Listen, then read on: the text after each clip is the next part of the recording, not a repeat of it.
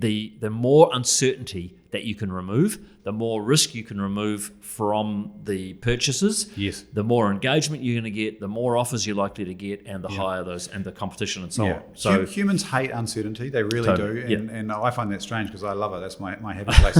My happy place is uncertainty. If I'm swimming around it, I feel good. Welcome to the LoweDown, Wellington's #1 real estate podcast. Back here with my friend Adam, and today we are going to talk. We're going to give some insights for home sellers. You know, Adam, we've spent a long time during this podcast now. This is number 16, right? So we've spent a lot of time talking about the economy, about the housing market. You know, things that we're both really interested in, and some other topics as well. But you know, we haven't really gone into detail around tips, things for home sellers, people who are thinking about selling their home. You know, what's important. So I think it'd be great to kind of have a little chat about that. Yeah, I mean, you've been selling houses now for how many years? 24 or almost 25 years. 24 years, right? So when someone says to you straight off the bat, say, come over and give me some advice on what do I need to do to get my house ready? What's your advice? So pre-sale prep, yeah, that's a great question. I mean, the first thing is to a large degree, I think you want to focus on spending the least amount of money for the highest return, right? 100%. So things like kitchens and bathrooms, right now with the cost of building being so high, there's no way that, it'd be very unlikely that doing a brand new kitchen or heavy capital intensive activities like bathrooms and kitchens are going to give you a return. Well, it's risky, isn't it? Yes. It's uncertain. I always think only do the things to your property that you know you're going to get your money back and more. Yes. Right? I mean, another way of saying it is why speculate on something you can never measure whether it worked or not, right? Yeah, So you can spend 150 grand and never know whether you made a return on it. No, you'll never know. I mean, and the key, of course, is just doing the little things that make a big difference, and the big difference being that whatever will attract more buyers. Yes. That's the key, isn't it? So I think about it like this: is if you had two buckets, and one bucket is renovation, and one bucket is presentation. Yes. If the decision lands in renovation, don't do it. Yes. If the decision lands in presentation, then consider it. Yeah. And so that might go as far as paint, paper, carpet. Yes. But certainly Grounds. Yeah, certainly grounds, land. I mean, I don't want to say landscaping because as I discovered recently, they can be very expensive. But a few pebbles, pebbles and some flowers and that sort of thing. You can change the lifestyle quite easily. Getting rid of a whole lot of bushes and creating a lawn. You can do that, something like that. You can add value, right? And it's pretty obvious. The other thing, of course, is that house wash. Getting it tidy, getting it clean. It's all the same in the same vein, isn't it? It's preparation or presentation, not renovation. Exactly, well said. And then another point though is where this might change is potentially with objections. So like for example, if you've got a roof that needs replacing, that is literally leaking or has been leaking, you've had repairs and patches, and it's I think that it can put enough people off. I mean, the first thing is if you don't want to do it, it's okay, but the key is to provide people with the solution. So give them, a quote of how much it's going to cost, someone that might be willing to do it in the next 3 months so someone can get it done immediately, and then disclose it quick and upfront, which obviously we have to anyway, but it's a no surprise policy. And I think if you do that, you can sell a house like that. I would question though, sometimes I think if you're going to spend anything that is more like a capital, sort of a capital intensive activity, generally I think the things like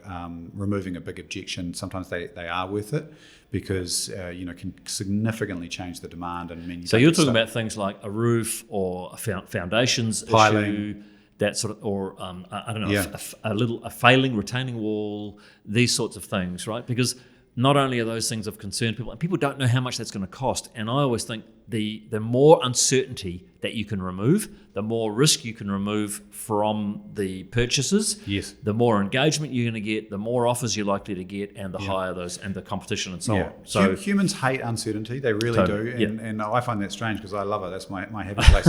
My happy place is uncertainty. If I'm swimming around it, I feel good. But the reality is that most people aren't like that, and so that sort of, you're right. They want everything to be known, quantifiable, understand the risks, and the other thing about those sorts of fundamental issues as well, we're talking about repairs here.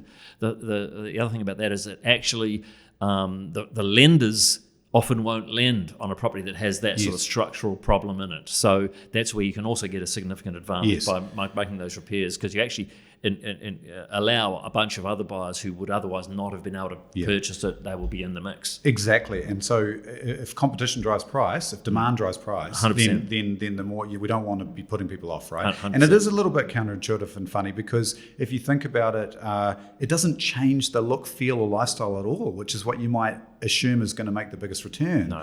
But the problem is it reduces demand. It's not about increasing it, it's about not reducing it to the point, because the problem is if we don't sell the home in a competitive situation relatively quickly, we know that we're on the back foot later, because there's a real shelf life with real estate. Time is not the vendor's friend. It's not the vendor's friend.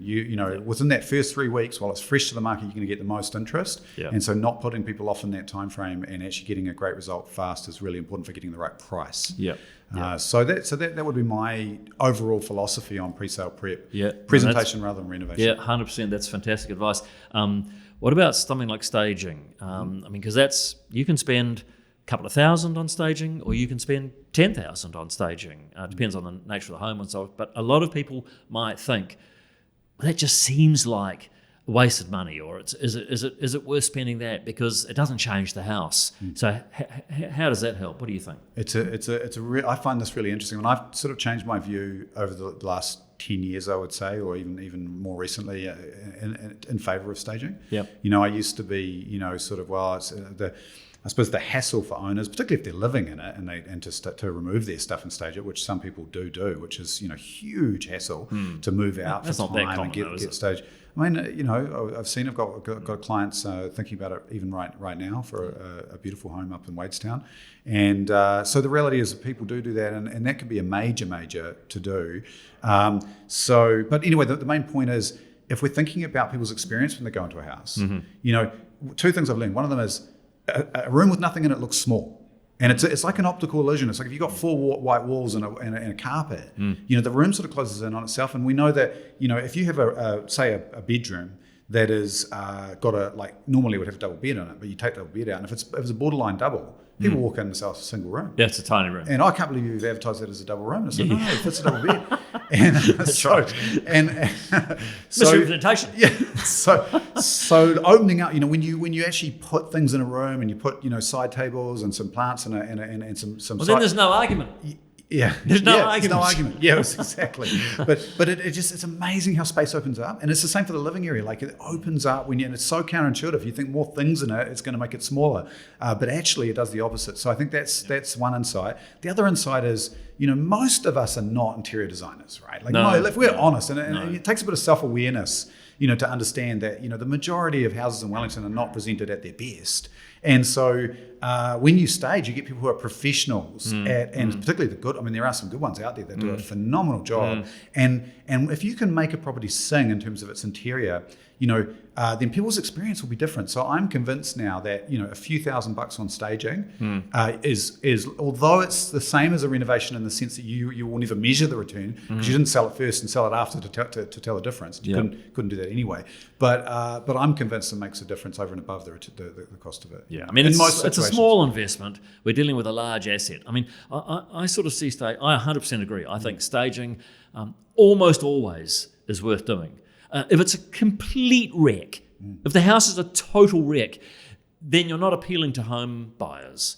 You're appealing to builders, developers, and they're really more interested in the land. Yes. So depends on the selling a vision of living in this home. But I look at it this way with staging. As you and I both know, that there's 2 kind of big phases, if you like, in selling a property. First, you've got to sell the viewing. You've got to sell the viewing. You've got to get as many people as possible into that property. Yes. And secondly, then you've got to sell the house. So if you think about how does someone where do your eyes actually go when you're looking at real estate marketing? So you're online, you're on Trade Me or Real Estate or our website or whatever the case might be, and you look at a room, you are not looking at the walls. You are not looking at the floor. You are looking at the furniture. Your eyes will go straight to the couch or the bench top or the dining suite. And then when you're actually in the house, the same as so then when you're in the house, you're walking around, and I think that one of the main questions people are asking is, how will I live here? And we don't live on the floor. No, that's right. We don't live on the walls. Yeah. We live in the furniture. Yeah. So placing the furniture strategically and having it look beautiful informs buyers, how do I live here? I eat here, I sit here, I watch TV here, and so on. And so it's so much easier for people to picture their own lives in this property. And in that beautiful furniture, my life's going to be a whole lot better. So, I mean, unquestionably it's worth it. Now, I've sold a number of properties of my own, a bunch of investment properties as well as my own homes. If I'm not living in it and it's not my own home, it's an investment property, I always get the tenants out, repair anything that's broken, make it look nice, stage it. Great. I think that's the right move. And so, but it does make me think of one point around tenants. And that is that to a large degree it depends on the tenant, doesn't it? Like I've got... totally. Yeah, I mean, if the tenants, some tenants, and it's not as common as them being, relatively messy and living a kind of relatively carefree lifestyle in terms of the way they present the property. Yep. But some tenants present it like a home, and some are very house proud. And when you've got a tenant like that, who's got it looking beautiful, you can get away quite often with selling with them in there. Yes. If your agent... And you retain the income in the meantime and all the rest of it. I mean, obviously that requires pretty amazing tenant. Yeah. Because what most tenants, and you can't blame them, are not terribly motivated to have it looking beautiful for the vendor, for the landlord's benefit. But occasionally you do get groups like that who are very house proud, have nice furniture and so on. Yeah. But you and I agree, staging on balance most of the time for an empty property, staging makes sense. Almost all the time. And then sometimes it will make sense also, even if people have, because there's staging to showcase a room and lay it out and where you're going to be in the furniture. But there's also, like, if you've got a beautiful mid-century home with really old traditional furniture that doesn't suit it, which we do see that mismatch quite often when we're looking in a game, because people have to be self-aware about the fact that most people are not interior designers. Even then you can think that removing that furniture and putting nice Danish mid-century furniture and great art that sort of matches, and it's gonna really change that hero photo, the shots, the people's perception. It's going to increase the amount of people that come to the property, and then when they get there they're going to have a better experience. So that could easily add 50 grand to your price if one or two more people make a bid than otherwise, and also they may make a bigger bid because they're more excited about it. Yeah, totally. It's a very emotional process, and we often, as you know, we often use an interior stylist to help when the people are actually living in the home. How do I take my existing stuff and have the photos really pop a whole lot make more. the most of your furniture? Yeah, and I always get feedback that the difference is amazing. The vendor will get it to 90%, 95%, but that extra 5 or 10% just make that little difference with those photos to make it jump out of off the screen, so to speak. What about timing? I mean, a lot of the time we'll get a question about when's the best time to sell. Yeah. What's your advice on that? It's a fascinating question, isn't it? Because everyone wants to know. And everyone knows the answer, though, don't they? Yeah, it's spring and summer. Spring and summer is the intuitive thing. And like so many things in life, the intuition leads to everyone doing the same thing at the same time, which actually often makes the opposite true, right? Yep. And if we think about the market is driven by supply and demand, the more supply that's on the market, the more the demand gets spread, thinner across more properties. And and we see that we've got, obviously having, 25% of the market from Tawa to Seatoon now, a quarter of the market coming through our open homes. We can see this in the data that we track, right? Yep. We can see, as soon as the open home numbers rise, the number of people per open home goes down, and the correlation is almost 100%, isn't it? It's phenomenal how correlated it is. So, so the reality are you is, saying that a good time to sell is winter when there's less supply? Potentially, and if your house doesn't suffer from, absolutely zero winter sun, if it's like even if it does, to be honest, you're not going to fool anyone. Everyone is going to know if it's east facing or southeast facing, it's not going to get any winter sun, right? But the reality is, having 15 or 20 people at your open home versus having 10 would probably make a bigger difference to your result. And the numbers we've got are absolutely, they're undeniable, aren't they? And Trade Me research also shows that the listings in the depth of winter get the most number of views and the most number of watch list ads as well. Yeah, so it's so counterintuitive for people there, and the amount of people we meet that are just, we're waiting for spring, or we're waiting for better weather, we're waiting for the sun to shine. So I think that's one thing that happens. The other thing that happens is, as people get closer to the end of the year, they're like, it's now or next year, and so you find that November and March are the two busiest months of the whole year. And the reason it's a bit of a lag in the new year is, of course, it takes people time to prep their house for sale. Yeah. So, we see the stock levels sort of drop over the midsummer through the Christmas period, and then it just ramps up in February, it peaks in March, then it dies through winter, and then it peaks again in November as people who have procrastinated say, we've got to get it on now, we're going to lose spring, we've got to get on. And so avoid, so my advice to people is this: if it doesn't matter and you're coming up to one of those, better times to sell, like being maybe just coming out of winter, not quite in spring yet, or maybe late January, early February, before the March peak, or maybe coming out of summer in that sort of May, kind of time frame. Those can be, or even the middle of winter. Those are really the times to pick if it doesn't matter to you and you're kind of relaxed and stuff. But but otherwise, just work around your personal circumstances. 100%. Because we can't quantify the difference, and obviously the market's changing all the time. I mean, you could wait and find yourself in a slightly worse time for other reasons. Yeah, there's all sorts of reasons why it won't happen quite the same this year or whatever. So I always say the same thing. Someone says, "When's the best time to sell?"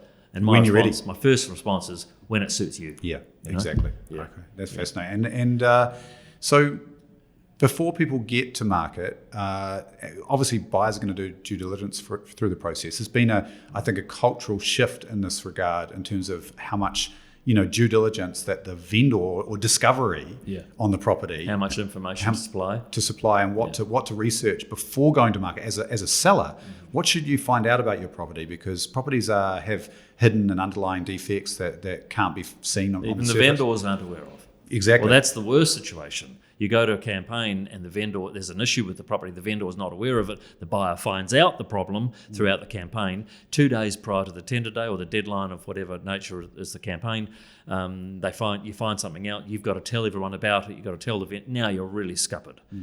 So generally our policy is to get a LIM and a builder's report, right? I mean, I think it's a critical part of the process personally. And how often do you get a LIM and the vendor has said, no, everything's in order, and 100% we got the building consent for that bathroom, and you get the LIM and there's no code of compliance, And so it just all goes to know what we're selling. Yes. So that we can supply. And it goes back to that point also about minimising the risk and the uncertainty for the buyers. I mean, why shouldn't we know what we're selling as a vendor and as an agent, right? Like we should, because we want buyers to know what they're buying. I mean, this just makes sense from a social perspective, right? I mean, this is absolute. Also for the vendor's interest, it makes sense to maximise engagement. Yeah. If the buyers have more information, transparency, and they trust the people who are running the process, you're going to get more engagement, more offers. Resulting in a better price. No, I call it no surprise policy. Yes, right? exactly. No, I mean, and if a buyer, I mean, the flip side of what you're saying, which is the outcome if you don't do that, is that someone's researching the property, they start doing their due diligence. If they find something 3 days before tenders close that they're not happy with, they're gone. Whereas the irony, and you've got to disclose it to everyone else. You've got to disclose, so you probably your whole sale might be dead. And really jeopardises the result. And the irony is, if you've just been transparent about that, I mean, you might not have known about it. I'm not suggesting people are doing it purposely, but if you don't get the building report, you don't get the LIM report, you don't know about it, and it happens, the irony is if you had been transparent about it, then the buyer would have probably just factored it in and been 100% Well, you fine. could have done something about it. You could go and get another report, get some more information to clarify things, to identify a price, that sort of thing. Supply it early, allow people the time to get used to the idea and work out, okay, well, how am I going to accommodate this?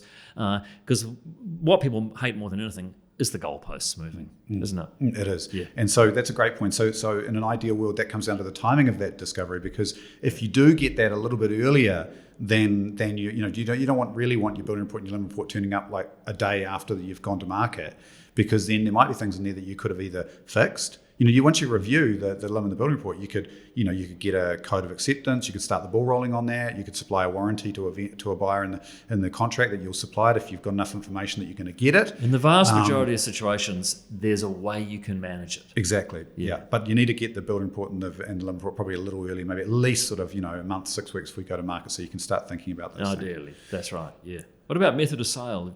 Have you got a view on obviously you do have a view. I know that we have a view at Lowe & Co as to the best method of sale and so on. What do you think? Well, I think it's a really fascinating topic. I think because there are cultural differences between cities, and to some degree, it's important to go with what the local buyers and sellers are used to. What do they understand? Otherwise, you're really swimming against the crowd. And if you think about it from the seller's perspective, what you want is competition. I mean, competition is what will maximise your asset. And so therefore, what you're really wanting to do is drive a competitive process, which typically in real estate would be either a closed tender or would be an auction. There are some nuances around the closed tender. There's also, sort of deadline sale, which is slightly different. And so if we were in Christchurch or in Auckland, I'm almost certain we'd be talking about auction in this conversation, because culturally that's what's done in those cities. But Wellington, they always say sort of Auckland is auction town and Wellington's tender town. And I think it was, if you go back in history, it's probably Rob Garlick way back in late 90s, probably I think sort of led the way on the closed tender process in Wellington, and so the culture and the people and the best agents picked that up and started really maximising results for sellers in that fashion, and everybody sort of followed. And so now the local Wellington market is so used to closed tender that I think that is the way to go. And I haven't seen the stats recently. I know there is one agency that does like to run auctions in Wellington, but I think at one point it was less than 4% of houses that were auctioned in Wellington. I don't know if that's it's definitely the minority. Significantly lower. I mean, the process of buying and selling a house, or we think about the buyers and maximising buyer engagement, the process of buying a house is scary and it's complicated. Why put into the mix another question or another concern around what does that process look like? How does that process work? How do I engage with that process? Use a process that the buyers all understand. Yeah. And so if we think, Adam, about method of sale, and we think about as a seller now, not as a buyer, but as a seller, what actually influences the result that we get? Like, what do you in terms of the out? Because that's what we're all, as a seller, that's what we're trying to do, isn't it? Most of the time, there are occasionally someone's just after a quick sale, or there might be some other drivers motivation. But I'd say, probably 99 times out of 100, what someone is most concerned about when they come to us is, what price am I going to get? Well, yeah, they want the best price within a reasonable time period, with as little risk or hassle or uncertainty as possible, right? Well, surely the key to the whole thing is maximising competition. Yep. So we need more than one person interested.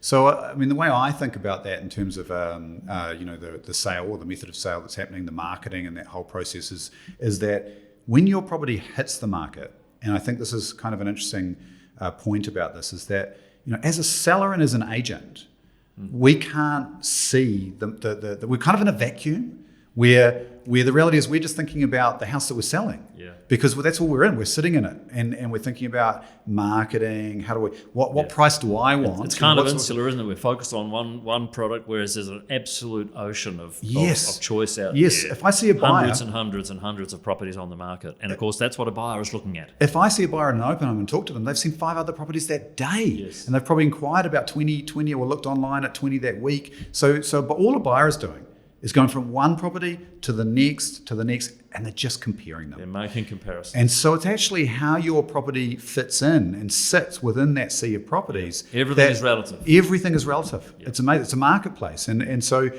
when, we have this instinct to kind of, hey, I could hang a price out there, it can always come down, like I need to sort of protect my position, I need to hang a price out there that's a little bit higher than perhaps what the market would pay. Unfortunately, what we know from experience is, instead of getting a lower bid, what you end up doing is your property ends up contrasting, negatively. And in fact, what happens is, a more important point is another property contrasts more positively against your price. And so the buyer goes for that one.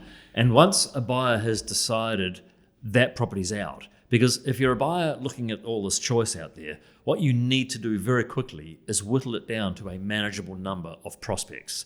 So the more you can exclude, the easier is your job. And so the risk then is your property is just excluded. Now you try and change someone's mind that they've with the property they've already excluded. Try and get them to bring it back into the fold again. Very difficult.